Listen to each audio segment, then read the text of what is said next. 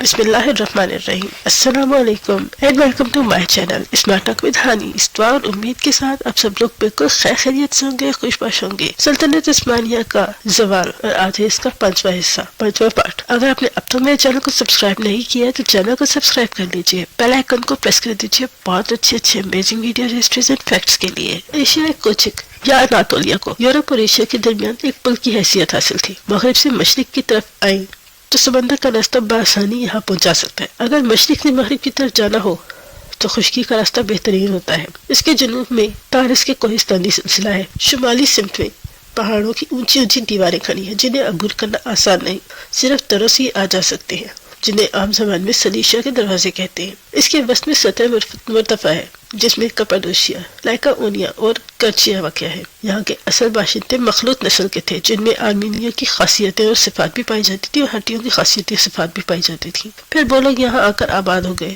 جو بحیرہ روم سے یہاں آئے تھے. عثمانی ترکوں نے ایشیائی کوچک میں داخل ہونے کے بعد ایک ایسی سلطنت کی بنیاد رکھی جس نے 300 سال میں دنیا کی وسیع ترین اور سب سے زیادہ طاقتور سلطنت کا روپ اختیار کر لیا. اور اس میں بنیادی کردار ترکوں کی قوم کی شجاعت اور تنظیمی صلاحیتیں تھیں، جس کے نتیجے میں سلطنت عثمانیہ جیسی وسیع اور پائیدار سلطنت قائم ہوئی. چونکہ عثمانی سلاطین نے سلجوکیوں کے نظام کو اپنایا تھا، اس لیے فرمانروا کا انتخاب اہل خاندان کرتے تھے اور خاندان کا سربراہی بادشاہ ہوتا تھا. عملی سیاست کے تعلق تک بادشاہ مطلق العنان اور تمام قوتوں کا سرچشمہ ہوتا تھا. تاہم اس کے تمام اقدام اور افعال اپنی خواہش کے مطابق نہیں بلکہ قانون، نظام، رسم و رواج اور شریعت کے مطابق ہوتے تھے. اسلامی قوانین کو تقریباً تمام معاملات میں برتری حاصل ہوتی تھی. بادشاہ شریعت کی حدود میں رہ کر اپنے حقوق اور طاقت کا استعمال کرتا تھا. چونکہ بادشاہ کی حیثیت مطلق العنان فرمانروا کی تھی، اس لیے جب کمزور سلطان آئے تو سلطنت کے امور بسرا انجام دینے لگے، لیکن پھر بھی احکام سلطان کے ہی چلتے تھے. ابتدا میں عثمانی حکمرانوں نے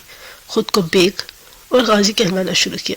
بایزید اول پہلے عثمانی حکمران تھے جنہوں نے سلطان کا لقب اختیار کیا. سلیم اول فاتح مصر کے پہلا عثمانی خلیفہ تھا. سلطان سلیمان قانونی کے زمانے تک فوج کے اعلیٰ کمان سلطان کے ہاتھ میں ہی ہوتی تھی. وہ خود جنگوں میں شریک ہوتا تھا، لیکن بعد کے حکمرانوں میں یہ طریقہ نہ رہا، جس سے سلطان کے وقار کو ٹھیس پہنچی. سلطان کی اعلیٰ مجلس شورا کا نام دیوان ہمایوں تھا. مرکزی نظام میں اسے بہت اہمیت حاصل تھی. ابتدا میں سلطان دیوان کی صدارت خود کرتا تھا، لیکن بعد میں سلاطین نے دیوان میں آنا چھوڑ دیا اور سلطان کے اہل رائے سے تعلق نہ ہونے کی نظام کو بہت کمزوری پیدا ہوئی. دیوان کے مستقل اراکین یہ تھے.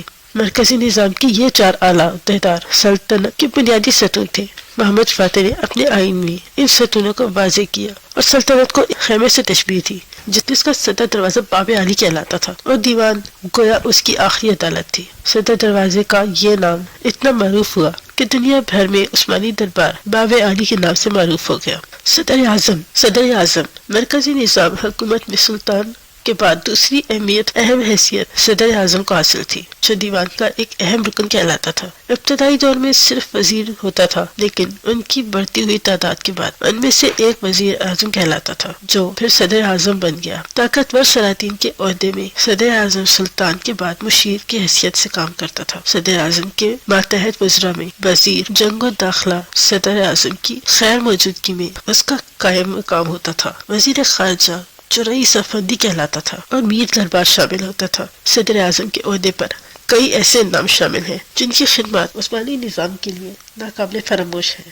جن میں کوپریلی خاندان قابل ذکر ہے. یہ عہدہ 1368 سے 1922 تک یعنی 554 سالوں تک یہ عہدہ سلطنت عثمانیہ میں موجود رہا، جس میں 211 یا 215 صدر اعظم ہوئے جن کی اکثریت غیر ترک تھی، اور ان میں عرب الپالوی، روسی، چرکسی، یونانی، آرمینی اور سلافی قوموں کے فرد شامل تھے. تاہم کبھی کسی غیر مسلم کو صدر اعظم نہیں بنایا گیا. صدر اعظم کا تعلق صدر اعظم کا تقرر خود سلطان کرتا تھا. قاضی عسکر اس کی اصل حیثیت فوجی منصف کی تھی اور شیخ الاسلام کے بعد اس کا درجہ آتا تھا. قاضی عسکر کو سلطان خود مقرر کرتا تھا. قاضی عسکر 2 تھے، ایک یورپی اور دوسرا ایشیائی. مقبوضات کے لیے جو بالترتیب قاضی عسکر رومیلیا اور قاضی عسکر اناطولیہ کہلاتے تھے. دفتر دار دراصل وزیر مالیات تھا. جو تمام مالی امور کا جواب دہ تھا۔ نشہ نچی بھی مالیات کا ذمہ دار تھا، لیکن اس کے ذمہ دیگر بہت سارے امور تھے، جن میں شاہی مہر لگانا، زمین کے معاملات کا اندراج، غلطیوں کی تصحیح اور ان کی ترتیب، حکمرانوں کو اور نیم خود مختار حکمرانوں کو فرامین بھیجنا۔ نشہ نچی تمام سرکاری کاغذات کی تیاری کا کام بھی کرتا تھا اور اس کے بعد کاغذات پر سلطان کا تغرہ ثبت کرتا تھا۔ سلطنت عثمانیہ کی قوت ہی اس کے ادارہ حکومت میں زبردست نظام پر قائم تھی اور اس کے خاص اصولوں میں امیدواروں کا عمدہ انتخاب، تعلیم و تربیت کی سختی، مکمل نظم و ضبط اور پرجوش مقابلہ اہم ترین تھے، اور انہی کی بنیاد پر کوئی بھی امیدوار اپنی صلاحیت کی بنیاد پر ترقی کر کے اعلیٰ ترین عہدے پہ پہنچ سکتا تھا۔ اس طرح گویا شاہی خاندان ہی ایسا تھا جس میں نسلی امتیاز تسلیم کیا جاتا تھا، دیگر تمام عہدیداروں کے لیے صلاحیت کو بنیاد بنایا جاتا تھا۔ صوبائی نظام، سلطنت عثمانیہ 3 بڑے اعظموں پر پھیلی ہوئی تھی اور انتظامی امور کے لیے سلطنت کو بڑے بڑے حصوں میں تقسیم کیا گیا تھا جو ایالت کہلاتے تھے۔ ایالتیں سلجوق میں تھی، سلجوق میں ایالتیں سلجوق قضا میں اور قضا کویت میں تقسیم کی گئی تھی۔ صوبے پہلے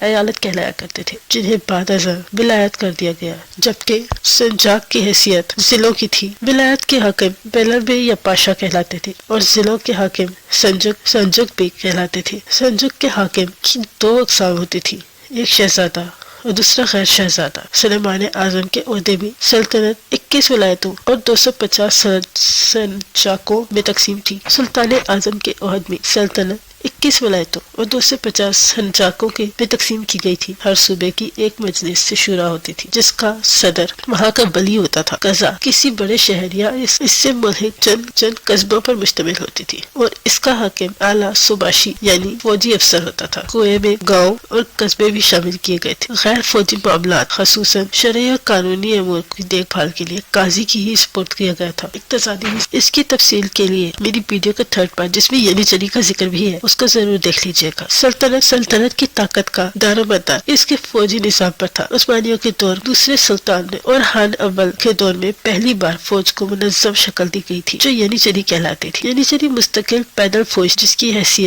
حیرت انگیز شجاعت، نظم و ضبط اور وفاداری نے 3 صدیوں تک یورپی قوتوں پر اپنی دھاک بٹھائے رکھی اور سلطنت عثمانیہ کی ابتدائی تمام فتوحات بلا شبہ اسی کے زور بازو کا نتیجہ تھی۔ آج کی ویڈیو میں نے ذکر کیا ہے، ویڈیو کے بالکل شروع میں ہی میں نے ذکر کیا تھا آرمینی اور ہٹیوں کا۔ ان کے بارے میں کل کی ویڈیو میں انشاءاللہ ضرور بات کروں گی، اور اس کے علاوہ میری ویڈیو کے اینڈ پر ینیچری کا ذکر بھی ہے۔ اس کے لیے میری ویڈیوز میں 3rd پارٹ، میری سیریز کے 3rd پارٹ میں نے اس کی پوری تفصیل بتائی ہے، تو پھر ویڈیو کا 3rd پارٹ ضرور دیکھ لیجیے گا۔ ینیچری کی انفارمیشن اس میں پوری موجود ہے۔ کل کی ویڈیو کا انتظار کیجیے گا۔ چینل کو سبسکرائب نہیں کیا تو ضرور سبسکرائب کر لیجیے، بیل آئیکن کو ضرور پریس کر لیجیے گا۔ نئی آنے والی بہت امیزنگ ہسٹوریکل فیکٹس اور اس پوری سیریز کے لیے بھی، اور اس کے علاوہ بہت اچھی ویڈیوز کے لیے بھی تو یاد رکھیے گا۔ اللہ حافظ۔